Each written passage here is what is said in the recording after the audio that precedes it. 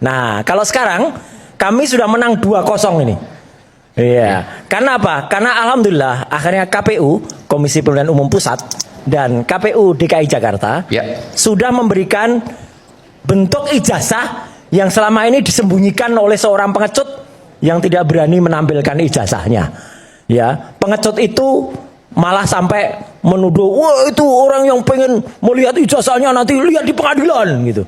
Apa lihat di pengadilan susah amat? KPU aja udah ngasih. Nih. Itu 2019 dan 2012. 2019 ini yang sebelah kiri, ini 2012 yang sebelah kanan. Setelah ini yang saya perhatikan ya, setelah mendapatkan salinan ini, Mas Roy dengan serta-merta yakin bahwa ijazahnya 99,9% palsu. Iya, Dari mana? karena bentuk format ijazah ini sudah ada dalam buku yang kami susun bertiga, kami dengan Dr. Tifa, dengan Dr. Resmond yang sekarang lagi ada di perjalanan menuju Jakarta. Ini adalah sama persis yang kami teliti dan kesimpulannya 99,9% palsu. Udah clear, itu gak terbantahkan. Kalau mau bantah, bantahlah buku dengan ilmiah. Oke, 3 hal yang membuat argumentasi itu bisa diterima akal sehat. Ya, yang pertama ijazah ini, penampilan ijazah ini berbeda dengan 3 ijazah pembanding. 11-15 miliknya Frono Jiwo, 11-16 milik almarhum Hari Mulyono, 11-17 milik Sri Murti Ningsih. Bedanya cetakannya? Bedanya cetakannya beda. Jadi yang lain itu, yang 3 tadi yang saya sebut, Mas Aiman pernah saya tunjukkan di sini. Ya, beberapa kali kita itu clear banget. Jelas banget A-nya rapi masuk ke dalam. Ini A-nya mencotot keluar. Ya, keluar. 1. Yang kedua, ini pas fotonya itu di atas cap. Mana ada orang pas foto kok kemudian di atas cap. Sebentar, itu kan fotokopi, bisa dicek bahwa itu di atas cap. Kami sudah meriksa yang lebih bagus. Maksudnya? Kami sudah meriksa yang berwarna. Juga, kan? Enggak, yang kami periksa yang enggaknya si Dian Sandi yang itu sama. Oke, ternyata sama, maka dari situ. Yang kami periksa yang diposting oleh Bareskrim tanggal 22 Mei. Kami periksa dengan teknik namanya luminance gradient. Dengan luminance gradient clear banget, ada di buku sekali lagi. Jadi yang Dian Sandi posting memang sama? Sama. Terus itu nggak pernah ada. Terus saya ingat beberapa waktu yang lalu dia bersuara, ada tuh orang yang tiba-tiba punya saya juga di belakang apa foto gitu ya. Orangnya ada di sini sekarang, ya gitu. Terus jadi mempermalukan seluruh Indonesia, ya. Nanti, itu konyol itu, konyol orang itu. Itu jelas foto yang salah kok malah ditiru. Ini loh pengaruh buruk dari orang yang salah ini sudah mempengaruhi pikiran buruk rakyat Indonesia. Itu yang kedua. Ya, yang ketiga apa? Yang ketiga jelas betul bahwa ijazah ini yang ada di sini ini itu juga kemudian sudah kami cek juga tidak ada embossnya, tidak ada kemudian watermarknya gitu. Padahal ijazah UGM itu selalu ada emboss, selalu ada watermark. Mana ada ijazah nggak ada emboss, nggak ada watermark, Mas Aiman? Ya, pertanyaannya begini, kalau seandainya seperti itu, artinya Mas Roy bukan hanya menuduh Pak Jokowi, tapi juga menuduh UGM telah berbohong. Belum tentu UGM yang salah. Perhatikan kata Prof. Ova. Oke. Setelah 1985, kami tidak bertanggung jawab lagi terhadap penggunaan ijazah itu. Ingat nggak, Mas Aiman?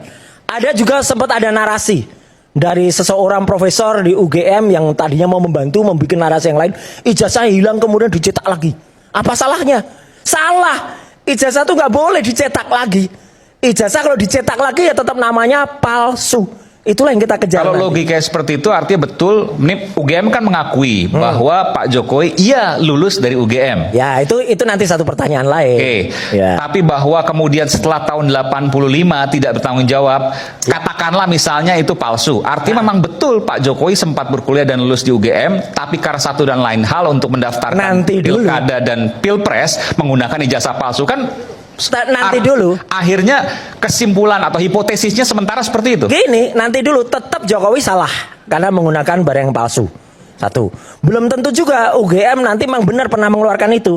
Apakah benar kemarin Dr. Resmond ke UGM menanyakan, ini sarjana mudanya mana? Karena pada tahun 80 itu Mas Aiman, beda dengan angkatan saya. Angkatan saya nggak ada lagi terminasi sarjana muda. 80 menurut juga profesor yang kemudian sempat diwawancara juga oleh Dr. Resmond kemarin di podcastnya, ya, Profesor KPH siapa itu mengatakan Bagas, itu mengatakan harusnya ada ijazah sarjana muda, kemudian ijazah sarjana. Ada 2 ijazah. Iya, kalau nggak ada palsu dah. Apalagi skripsi yang saya pegang itu bukti primer ya.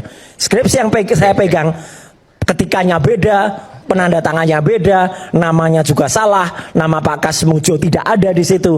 Udah deh, pokoknya palsu deh, nggak usah kepanjangan lagi. Jadi gini, ini biar supaya clear nih ya. Ya. Jadi ijazah yang digunakan ini versinya Roy Suryo dan Ya. kawan-kawan. Mas Roy mengatakan ijazah yang digunakan untuk mendaftar KPUD DKI untuk Gubernur DKI Jakarta pada waktu tahun itu dan 2012. Pilpres 2019. Ya, 2019, 2014. Ya, untuk mendaftar Pilpres itu menggunakan ijazah palsu versi Roy Suryo. Satu lagi yang kita tunggu yang dari Solo. Oke, yang wali kota. Wali kota. Tetapi bahwa UGM mengatakan ijazah Pak Jokowi asli, lalu kemudian sempat berkuliah di UGM, Mas Roy belum secara yakin membantah itu. Gini, sudah kami bantah, hanya kami tunggu saja tanggal mainnya, ya, dan kemudian tinggal tunggu saja kapan UGM menyatakan penyesalannya dan bersalah, itu aja.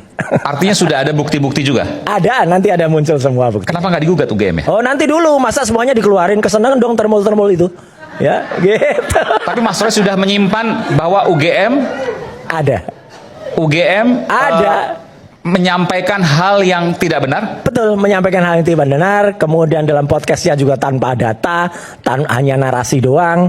Dan kemarin ketika ditanya lagi ya oleh teman-teman di TV lain juga mengatakan kami nggak punya data baru. Udahlah, tanyakan aja yang lama.